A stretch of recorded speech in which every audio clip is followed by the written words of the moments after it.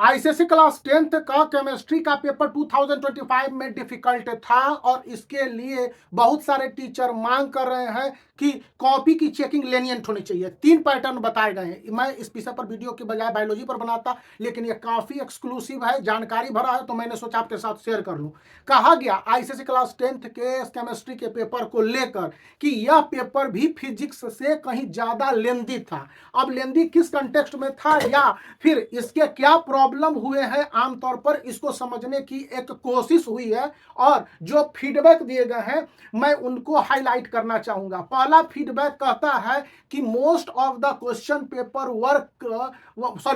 Questions were lengthy. Most of the questions were lengthy for average student. कहा गया कि ऐसे तो यह पेपर आसान उन स्टूडेंट के लिए जो सालों भर पढ़े हैं, प्रैक्टिस किया, उनके लिए कोई दिक्कत नहीं है, लेकिन ऐसे स्टूडेंट के परसेंटेज को महज 10 to 12 से 15% तक बताया गया है। बताया गया है कि on an average 60 to 80% student के लिए यह paper ICSE class 10th chemistry 2025 का पेपर लेंदी था, क्योंकि क्वेश्चन पेपर के आंसर निकालने में दो आंसर सही निकल रहे थे, इवन ऑब्जेक्टिव टाइप क्वेश्चंस में, और ये कंफ्यूजिंग था। हालांकि आंसर सही था और जिस तरह से जो बताया गया कि ए आंसर सही हो सकते हैं, ए आंसर गलत हो सकते हैं, लास्ट में जैसा कि मैंने अपने आंसर को शेयर किया तो एग्जामिनरों ने उसको आंसर को बताया और बताया कि सीआईएससी की मार्किंग स्कीम के हिसाब से ऐसी है, लेकिन बहुत सारे स्टूडेंट कह रहे हैं कि गलत है या कंफ्यूजिंग है या ये है। तो दरअसल ऐसी बात नहीं है, आंसर तो वही सही है, लेकिन स्टूडेंट को समझ में नहीं आ रहे थे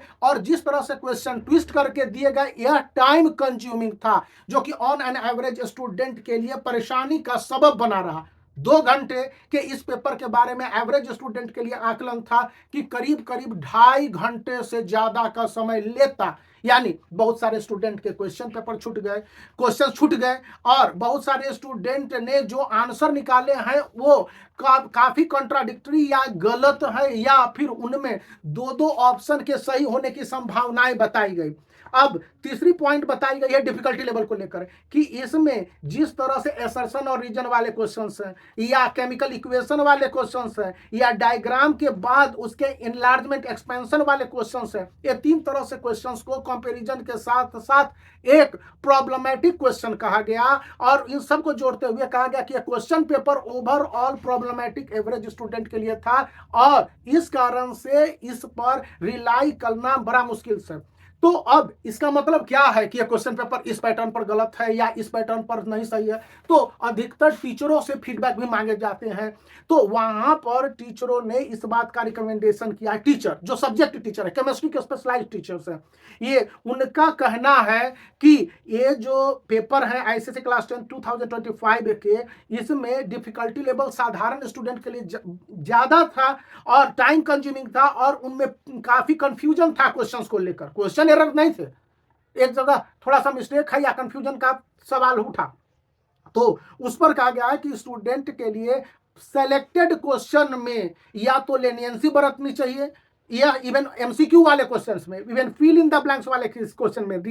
रीजन वाले क्वेश्चंस में, डायग्राम वाले क्वेश्चंस में, और ऐसे क्वेश्चनों की मार्किंग वैल्यू को देखा जाए तो आउट ऑफ 80 24 मार्क्स के ऐसे क्वेश्चंस थे जिनके लिए यह कहा जा रहा है कि वहां पर लेनियंसी बरती जानी चाहिए। अगर स्टूडेंट ने कोई 2 ऑप्शन भी कंफ्यूजन में दे दिए हो और माने जाते हो कि सही हो, तो वहां पर अब कॉपी करेक्शन करते समय आईसीएसई क्लास 10 केमिस्ट्री 2025 के लिए स्टूडेंट पर कंसीडर किया जाना चाहिए। अब इस विषय पर डिस्कशन है और यह एक लंबा डिस्कशन है जिसका कि कुछ फ्रूटफुल रिजल्ट निकलना है, और जिस तरह से एवरेज स्टूडेंट कह रहे हैं कि आंसर को लेकर कि